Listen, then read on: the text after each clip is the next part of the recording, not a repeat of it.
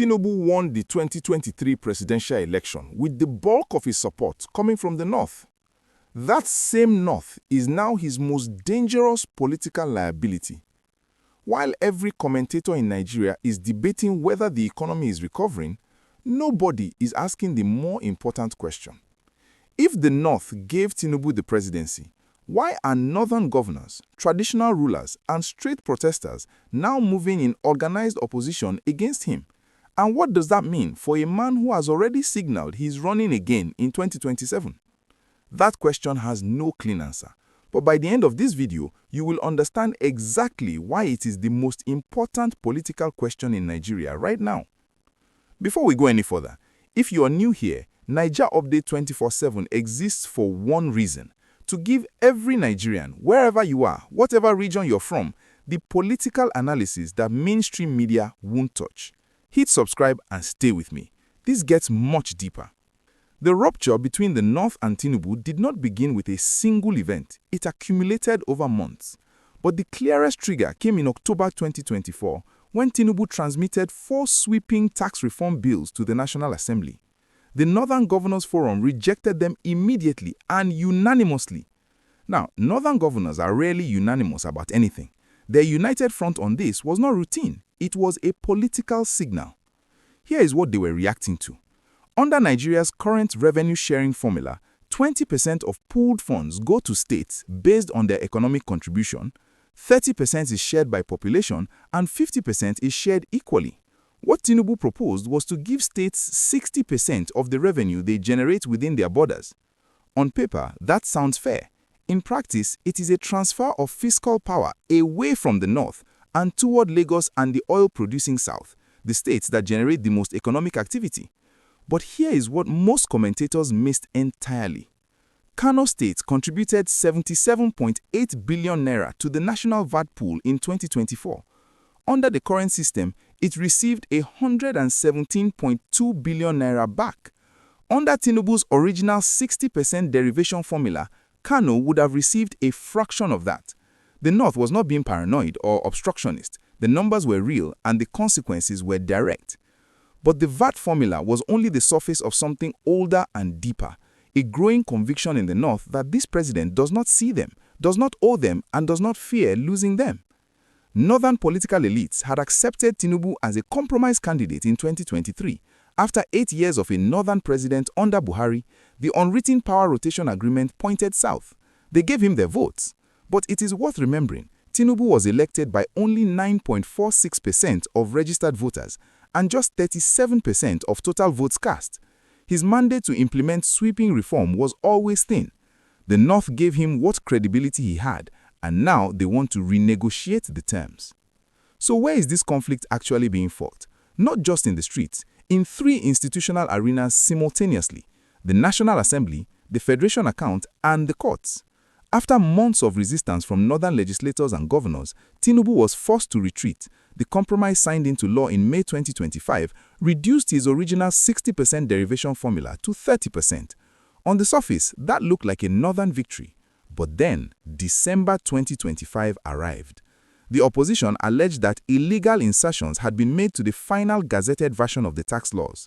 Provisions that had been explicitly removed during parliamentary debate had quietly reappeared in the published text. The Nigerian Bar Association called for a full investigation and urged that implementation be suspended immediately. Think about what that allegation means. If legislation can be altered after the National Assembly has approved it, then every vote cast in that chamber is meaningless. The entire framework of legislative oversight collapses, and that allegation remains unresolved. Now, move to Rivers State.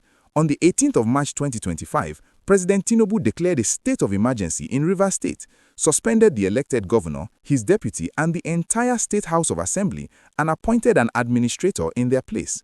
Legal analysts were clear. Nowhere in Section 305 of Nigeria's constitution is the president empowered to unilaterally suspend an elected governor or members of the State House of Assembly. The constitution is explicit on federalism and state autonomy.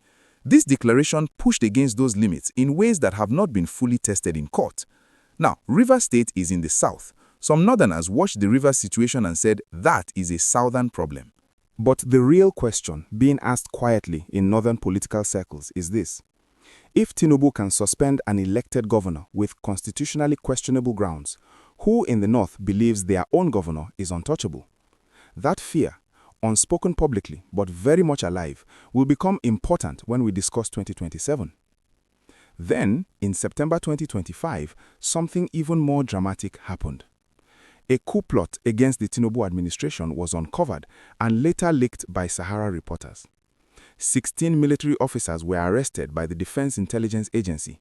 The alleged plot involved officers of northern extraction, led by a lieutenant colonel attached to the office of the National Security Advisor, with alleged financial support from a former governor. The military initially denied and downplayed the arrests. The full picture remains officially unresolved. Tax legislation, emergency rule, a suspected coup attempt, all within a 12-month window. That is not routine political friction. That is institutional stress. So who is moving strategically and toward what endgame? In early July 2025, a group of opposition leaders unveiled the African Democratic Congress, the ADC, as a coalition vehicle to unseat Tinubu in 2027. Weeks before that launch, Tinubu had appeared almost politically invincible. The APC was winning state after state. PDP defections were a regular occurrence. The opposition appeared disorganized and demoralized. The sudden emergence of a structured opposition coalition around a single platform changed that narrative significantly. But the coalition faces a real structural problem, and we will return to it shortly. What is giving the opposition oxygen is Tinubu's record on security and the economy. And in the North, that record is felt viscerally. According to Amnesty International, more than 10,000 people were killed by jihadist groups and criminal gangs in North and Central Nigeria in the 2 years since Tinubu took office. Nigeria climbed to 6th place on the Global Terrorism Index. In the North, those are not statistics to be debated on political panels. They are neighbors. They are local markets burned down. They are communities that have been displaced. And then came the August 2024 protests. The intensity of the demonstrations in northern Nigeria, in cities like Gombe, Kano, and Kaduna, forced Tinubu and his political team to confront a reality they had perhaps underestimated. In Gombe, some protesters openly called on soldiers to overthrow the president rather than suppress the demonstrators. That is not standard political opposition. That is a level of alienation that should concern any government focused on long-term stability.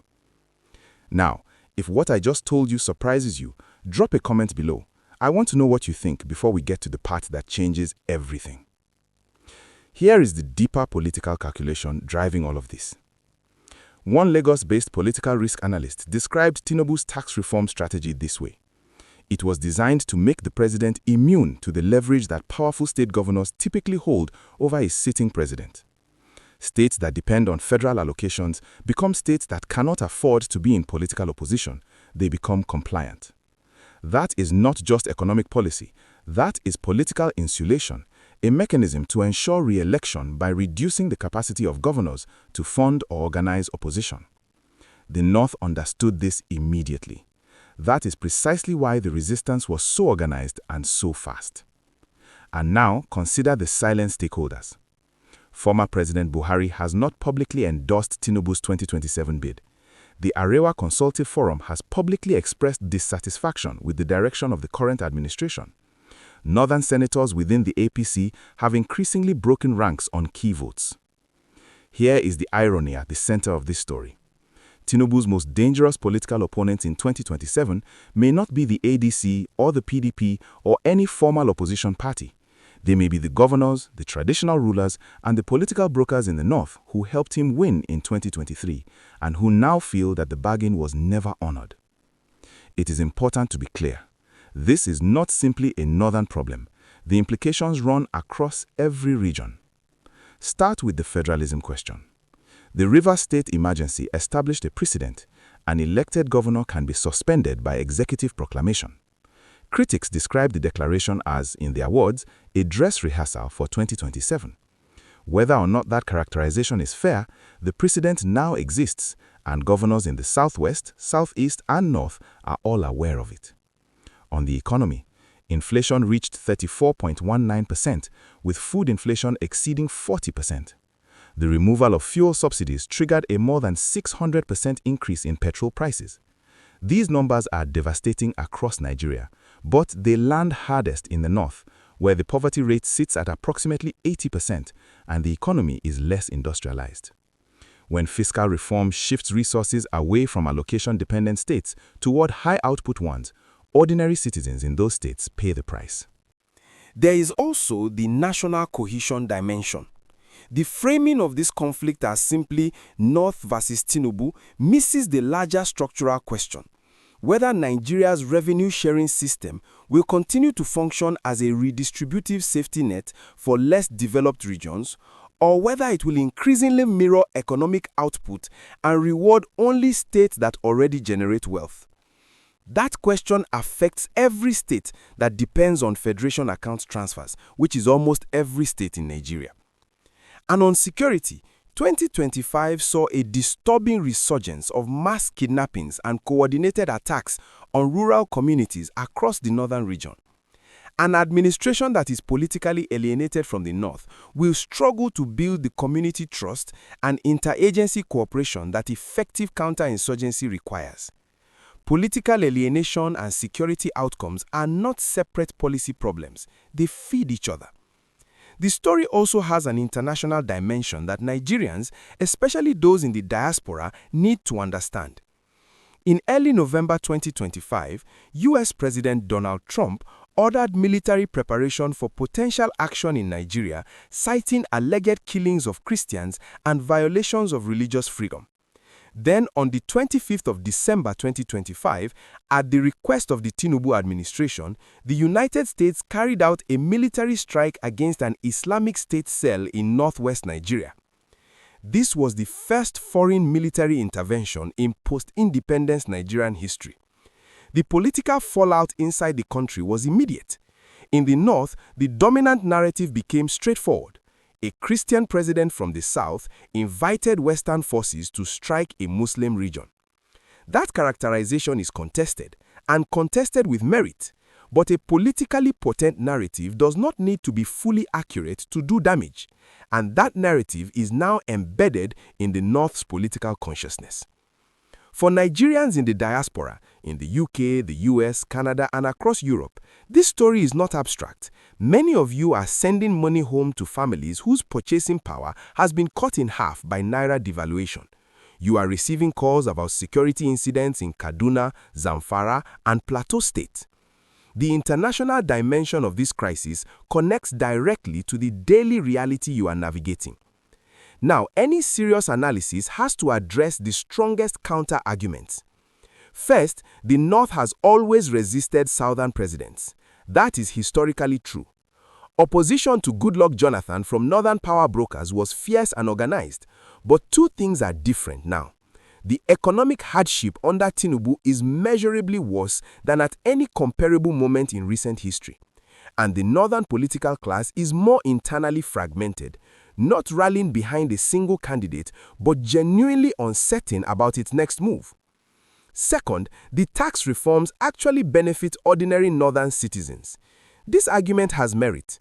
The proposals to exempt individuals earning below 800,000 naira annually from income tax and small businesses below 50 million naira from corporate tax are real relief measures for low-income Nigerians.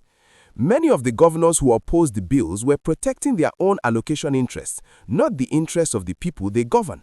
Northern civil society groups have made exactly this point. Third, Tinubu controls the political machinery. He cannot be beaten. This is a credible position. Incumbency in Nigeria carries structural advantages that opposition coalitions have historically failed to overcome. The ADC is, for now, a coalition of convenience rather than conviction. But here is the national interest conclusion that brings all of this together. Whether Tinubu wins in 2027 or loses, the structural questions his presidency has raised, revenue sharing, emergency powers, security funding, and the real meaning of Nigerian federalism will not disappear. They will still need answers, and those answers do not belong to any single region, they belong to all Nigerians. We opened with a contradiction. The region that made Tinubu president is now his most dangerous liability. Here is the measured answer. What is happening in Nigeria is not simply northern anger. It is the logical outcome of a political transaction that was never fully honored. The North delivered votes on the basis of certain expectations on security, on revenue fairness, and on representation at the highest levels of power. What they received instead was a tax reform initially designed to shift fiscal resources southward, an emergency rule precedent that weakened federal safeguards, and a security environment that has deteriorated, not improved. Tinubu is a formidable political strategist, arguably the most capable of his generation. He may yet find a path to 2027, but the cost of managing northern alienation will be significant, and the compromises he makes to secure that path will shape what kind of country Nigeria becomes for every region, every ethnic group, every generation that inherits what this moment produces. That is not a northern story, that is not a southern story, that is a Nigerian story. If this analysis gave you clarity, share it with one Nigerian who needs to understand what is really happening. Like, subscribe, and I will see you in the next one. Naija Update 24/7. We never stop watching.